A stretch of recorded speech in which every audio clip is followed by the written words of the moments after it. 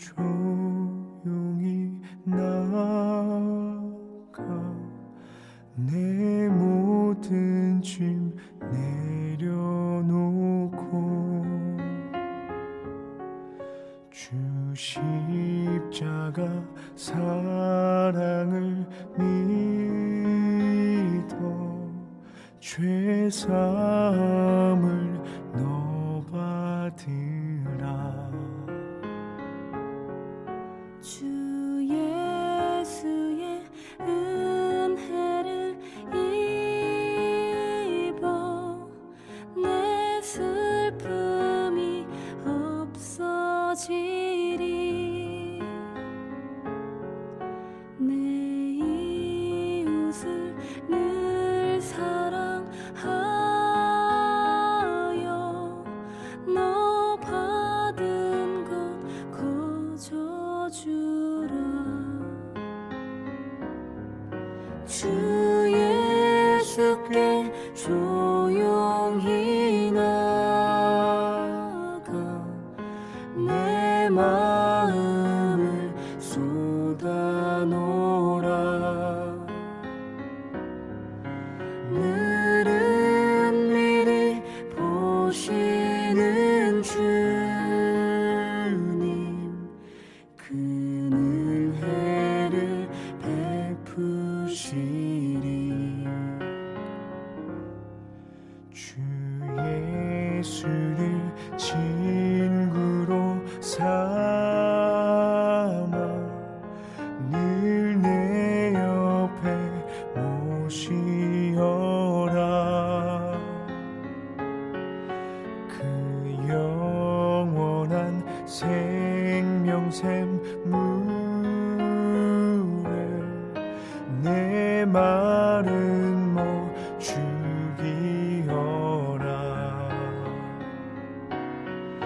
주 예수께 조용히 나가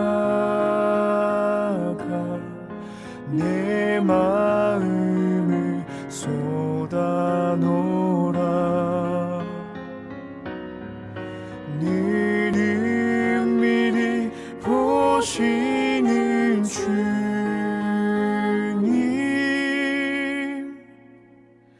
그 은혜를 베푸시리. 그 은혜를 베푸시리.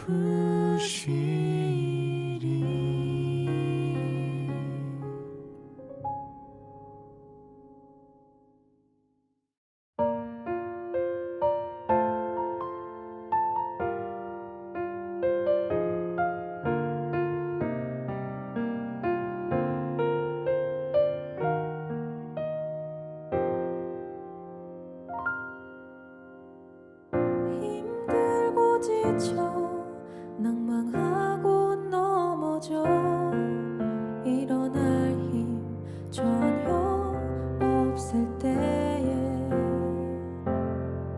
조용히 다가와 손 잡아주시며 나에게 말씀하시네.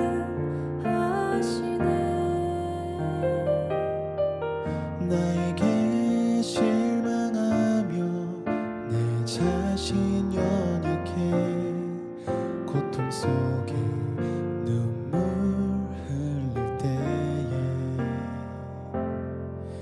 못자국 난 그 손길 눈물 닦아주시며 나에게 말씀하시네.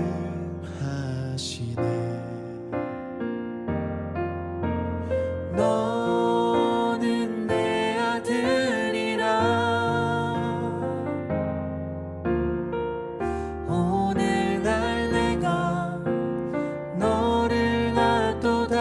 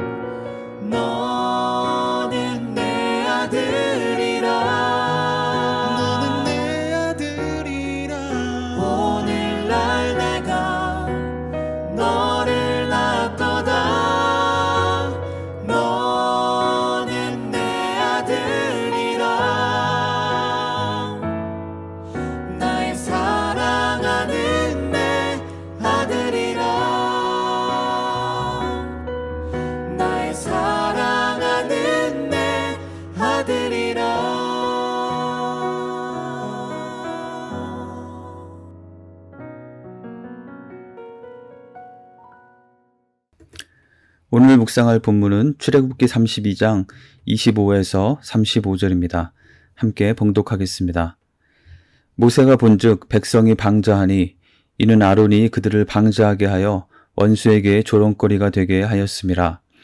이에 모세가 진문에 서서 이르되 누구든지 여호와의 편에 있는 자는 내게로 나아오라 하매 레위 자손이 다 모여 그에게로 가는지라.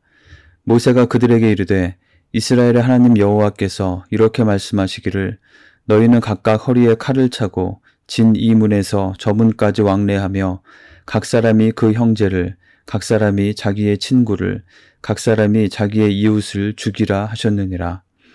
레위 자손이 모세의 말대로 행하매 이날의 백성 중에 3,000명가량이 죽임을 당하니라. 모세가 이르되 각 사람이 자기의 아들과 자기의 형제를 쳤으니 오늘 여호와께 헌신하게 되었느니라. 그가 오늘 너희에게 복을 내리시리라.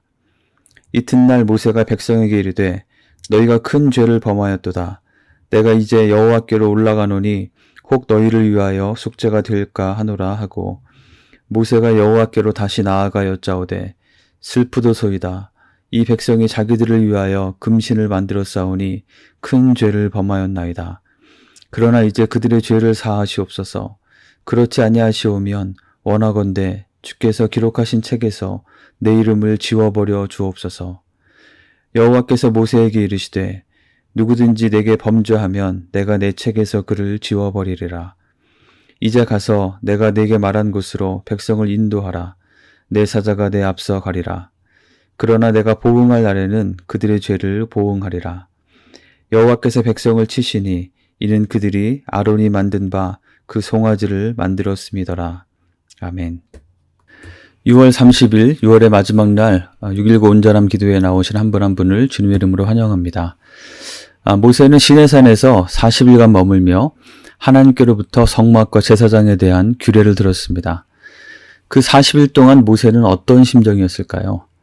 아마도 그는 이제 시내산을 내려가서 이스라엘 자손들에게 이 말씀을 그대로 전하고 그 말씀대로 실행해서 이를 통해서 이스라엘 공동체가 하나님께 매일 예배하며 매일매일 하나님과 만나며 여호와 하나님께서 우리의 하나님이 되어주시는 그러한 삶을 살아가게 될 것을 그려보면서 그에 대한 기대감에 감격스러워하고 있지 않았을까 생각이 됩니다.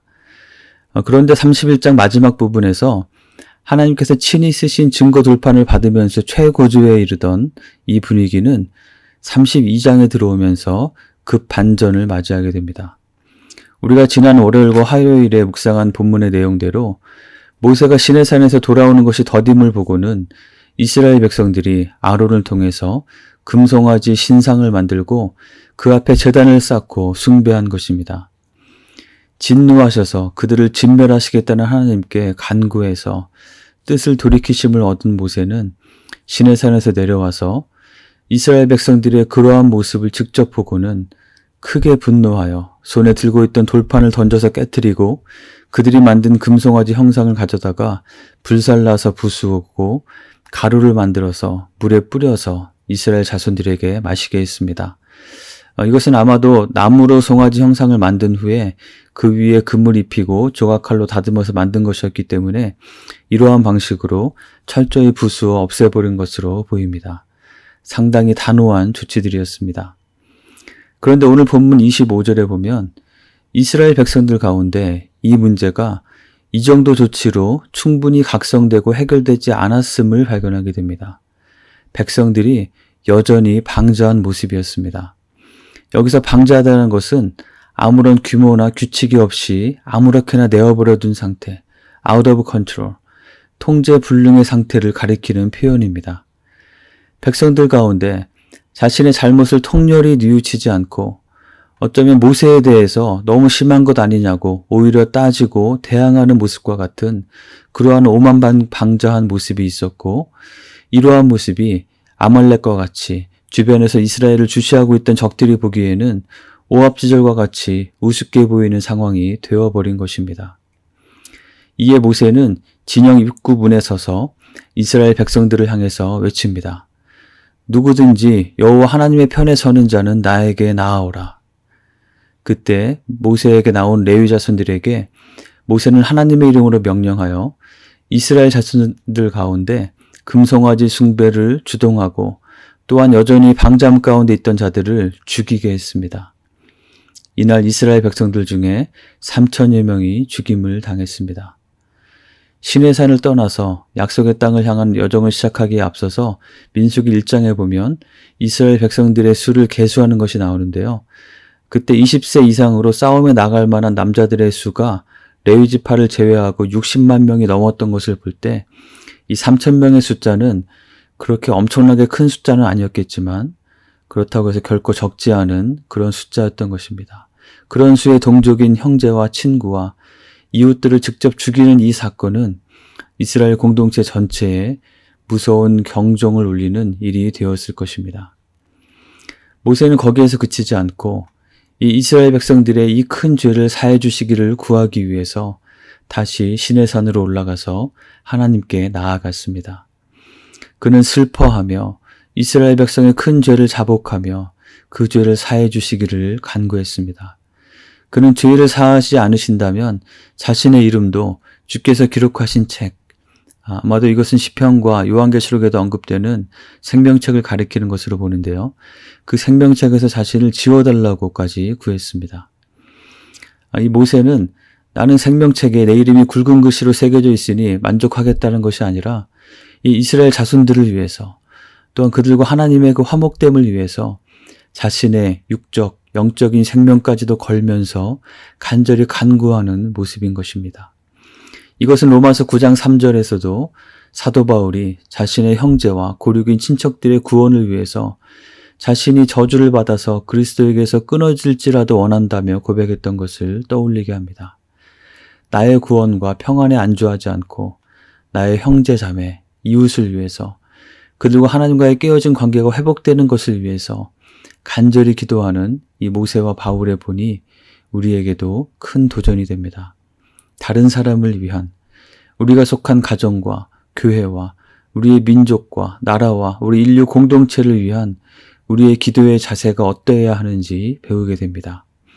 우리가 매일 드리는 팬데믹 상황과 또 공동체를 위한 기도의 시간이 혹시 타성에 젖어서 하는 모습이 있지는 않은지 돌아보는 것이 필요하겠습니다. 모세의 이러한 간구에 대해 하나님께서는 누구든지 내게 범죄한 자를 내 책에서 지워버릴 것이다 라고 답하셨습니다.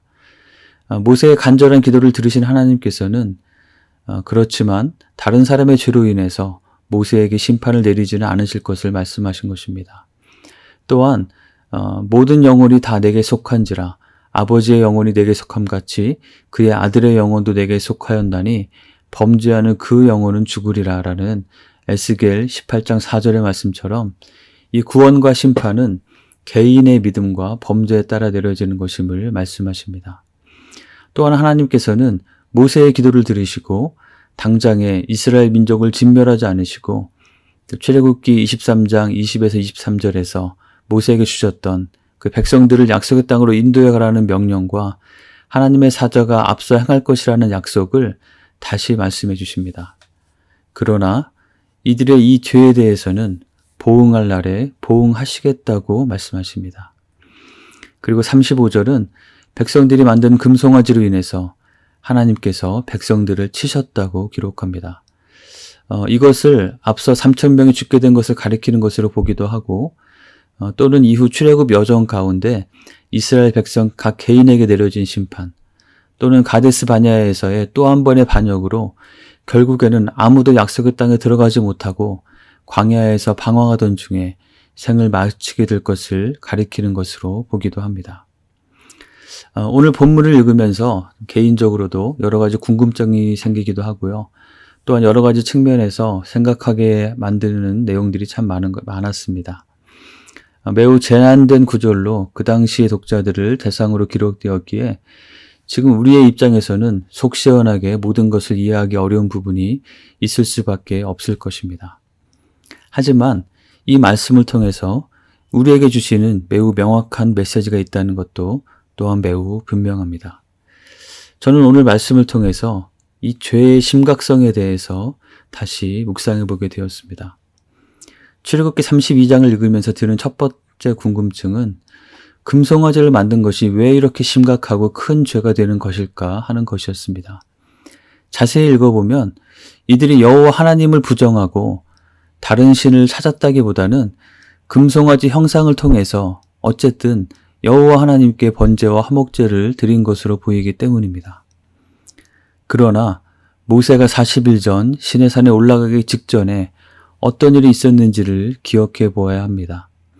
그것은 바로 하나님께서 이스라엘 백성들에게 출애굽기 20장에서부터 10계명을 비롯한 하나님의 백성으로서의 규례들을 말씀해 주셨고, 또 모세와 아론을 비롯한 지도자들, 특히 이스라엘 장로 70명이 시내산에 올라서 하나님의 말씀대로 살겠다고 언약을 맺은 일입니다.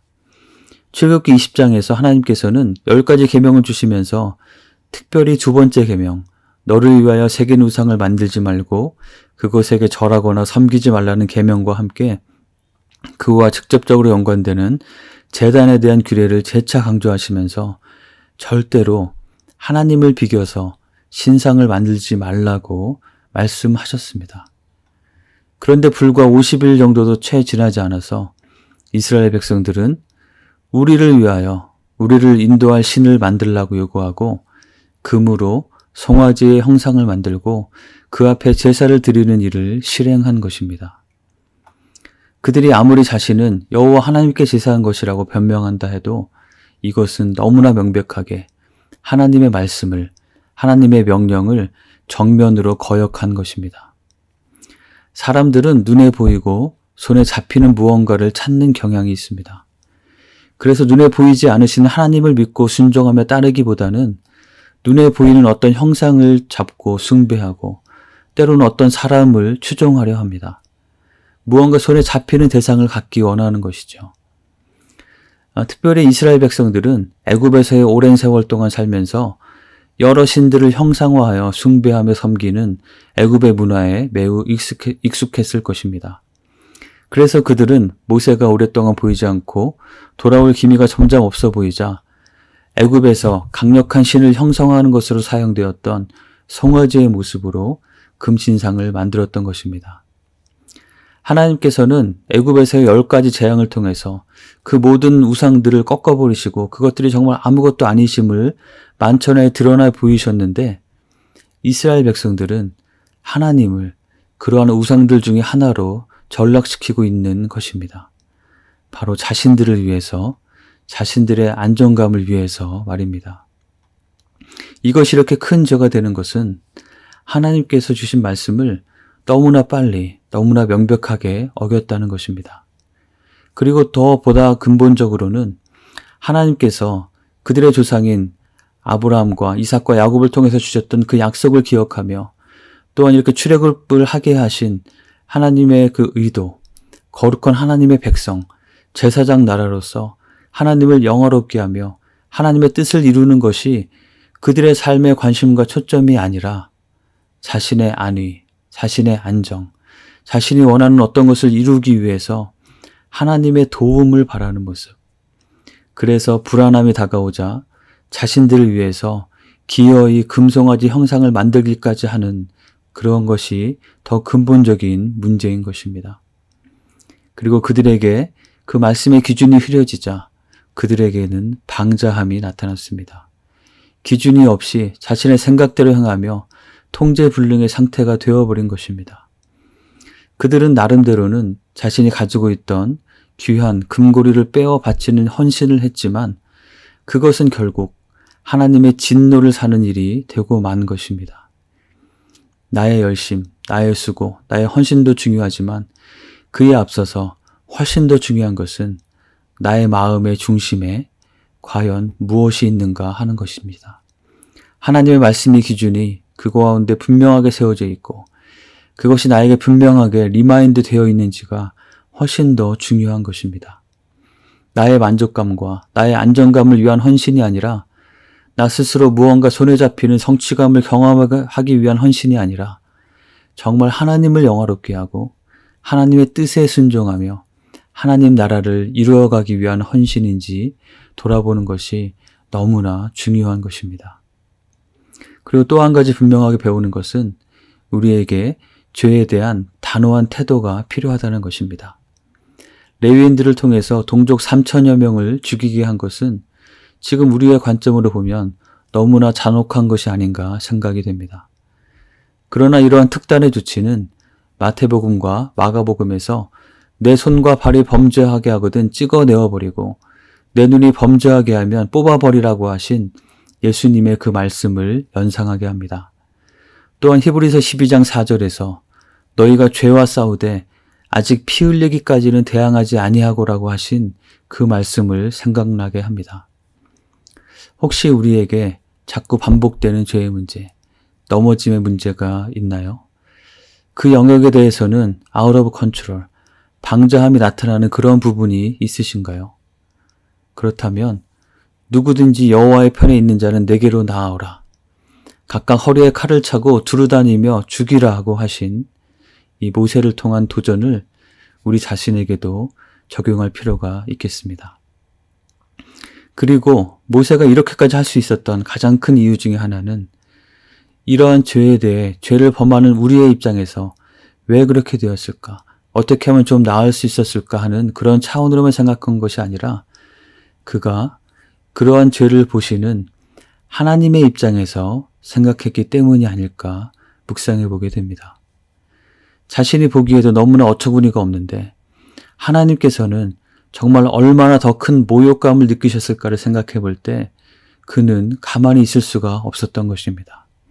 그는 그 하나님의 마음을 헤아릴 때 가만히 있을 수가 없어서 공동체를 정결하게 하는 노력들을 하고 또한 그들을 위해서 하나님 앞에 나아가서서 슬퍼하며 괴로워하면서 정말 하나님 앞에 죄송해하면서 간절히 기도하며 사죄의 기도를 드릴 수 있었으리라 생각해 보게 됩니다. 사랑하는 성도 여러분, 죄는 정말 무서운 것입니다. 우리가 예수님의 십자가의 은혜 아래에 있다고 해서 이 죄의 문제를 결코 가볍게 여겨서는 안 될 것입니다. 은혜 아래에 있기 때문에 더욱 깨어서 우리의 삶을 하나님께 정결하고 거룩하게 드리기를 힘써야 할 것입니다. 지금 나에게는 하나님의 말씀의 기준이 분명한가요? 나도 모르게 나의 열심, 나의 생각에 따라 조그마한 나의 금송아지를 만들고 있지는 않은지요. 나의 마음의 동기를 살피시는 하나님 앞에서 매일매일 자신을 돌아보아야겠습니다. 나에게 있는 죄의 문제에 대해 나는 과연 어떠한 태도로 대하고 있는지 돌아봅시다. 어차피 사람이 완전할 수는 없지 않겠냐며 적당히 대하고 오히려 종종 죄를 즐기기까지 하지는 않으신지요. 우리가 하나님의 뜻에 무관심하고 하나님의 말씀에 불순종하며 하나님께서 싫어하시는 것을 할 때 우리 하나님은 그에 대해서 어떻게 느끼실까요? 이 시간 우리가 기도할 때 우리 자신의 깊은 내면의 동기까지도 하나님 앞에서 살피며 우리의 죄에 대해서 아파하며 또한 모세와 같은 심정으로 중보하며 기도합시다.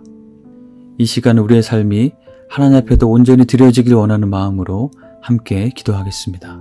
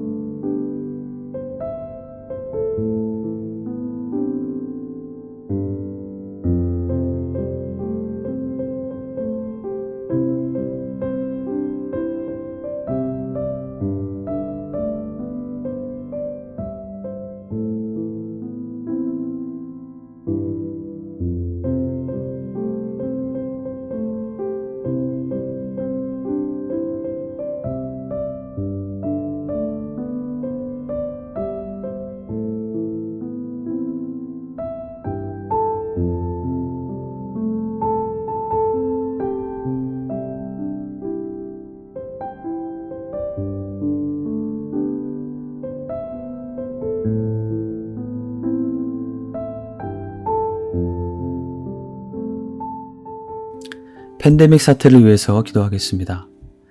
아직 백신이 보급되지 않아서 큰 어려움 중에 있는 나라들이 많고 또한 변이 바이러스가 새로운 위협이 되고 있습니다. 하나님의 긍휼하심으로 이 모든 상황이 속히 안정화될 수 있도록 간절히 기도하겠습니다.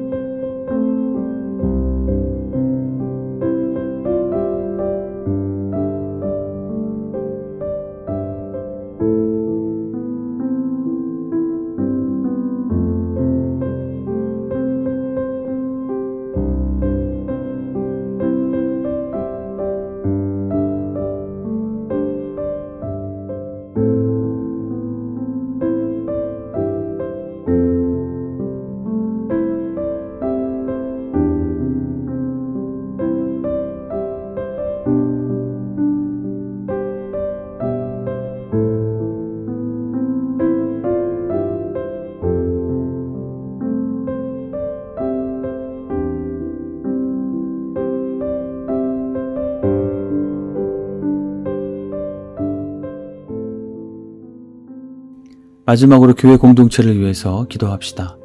팬데믹으로 제한되었던 교회 여러 사역들이 다시 활력을 찾을 수 있도록 기도합시다. 특별히 목장 사역과 또 차세대를 위한 교육부 사역을 위해서 기도해 주시기 바랍니다.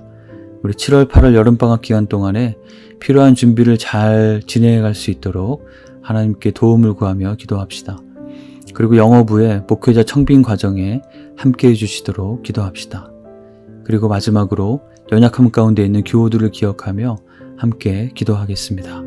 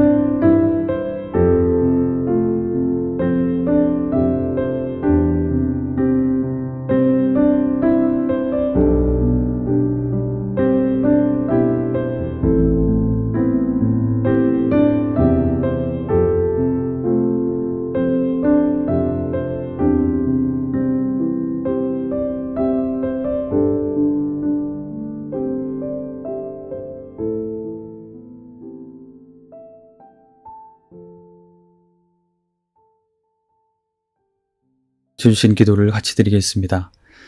하늘에 계신 우리 아버지여, 이름이 거룩히 여김을 받으시오며 나라가 임하시오며 뜻이 하늘에서 이루어진 것 같이 땅에서도 이루어지이다. 오늘날 우리에게 일용할 양식을 주시옵고 우리가 우리에게 죄 지은 자를 사하여 준 것 같이 우리의 죄를 사하여 주시옵고 우리를 시험에 들게 하지 마시옵고 다만 악에서 구하시옵소서. 나라와 권세와 영광이 아버지께 영원히 있사옵나이다. 아멘.